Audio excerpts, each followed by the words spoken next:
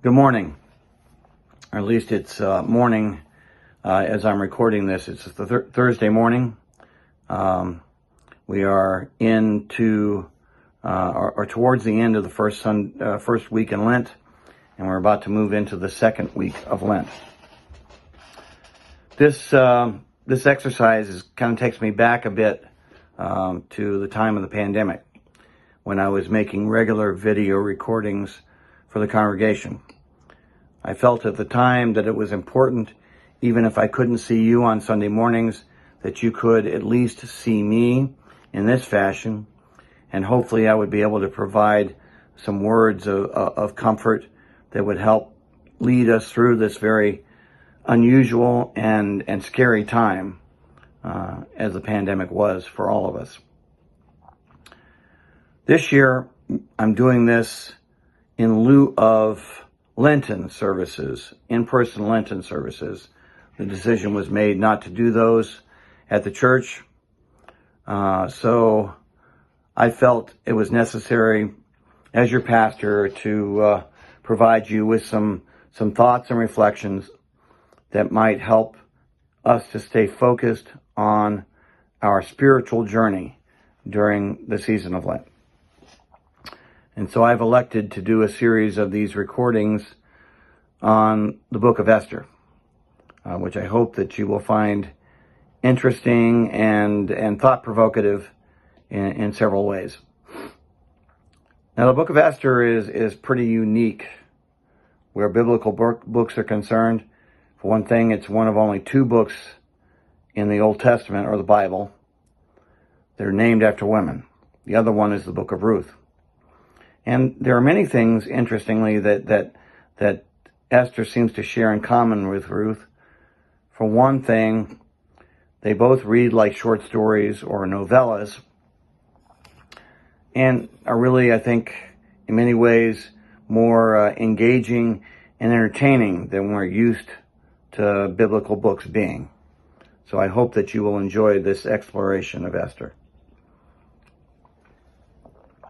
Another thing that makes Esther really unique is the fact that God is not mentioned anywhere in the story. Now, that seems rather puzzling. How could you have a biblical book where God is not mentioned? But it's true. And we will be reflecting on that as these videos go on. Does that fact kind of support the experience that many of us have, where we wonder sometimes where God is? Is God present to us?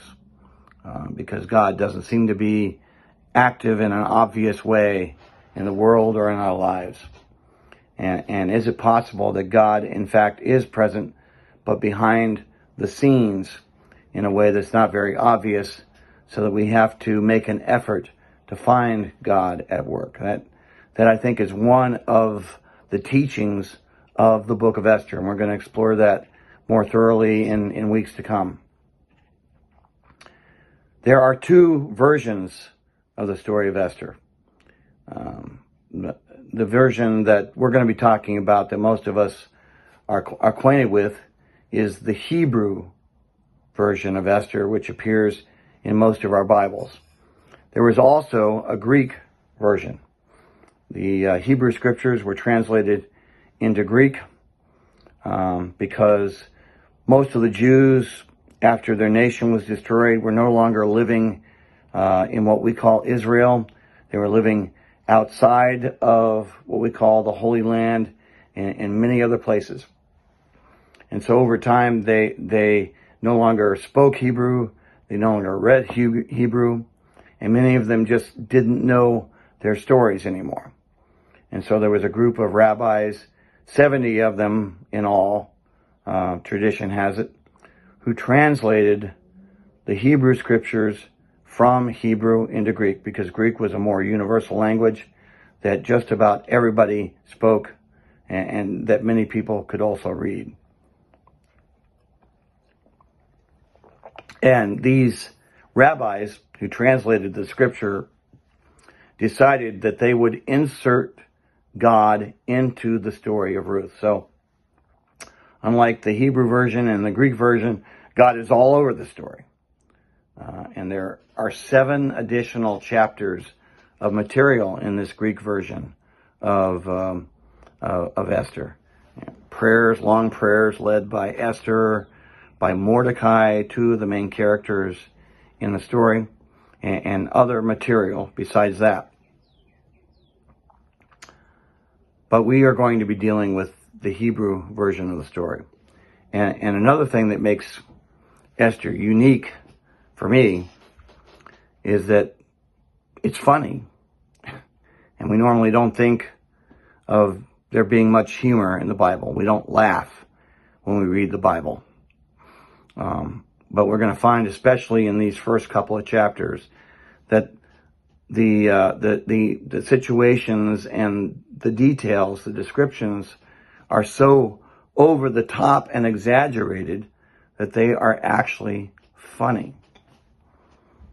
Now, Esther begins by introducing us to the Persian king, King Ahasuerus, or otherwise known as Xerxes the First. And we're told that King Ahasuerus rules over 127 provinces from India, stretching all the way to Ethiopia. So it's a vast kingdom that the Persians controlled, which was certainly true historically. The king decides that he's going to throw a feast for the nobles in his kingdom, all of his ministers and advisors, and the purpose of this festival is to show off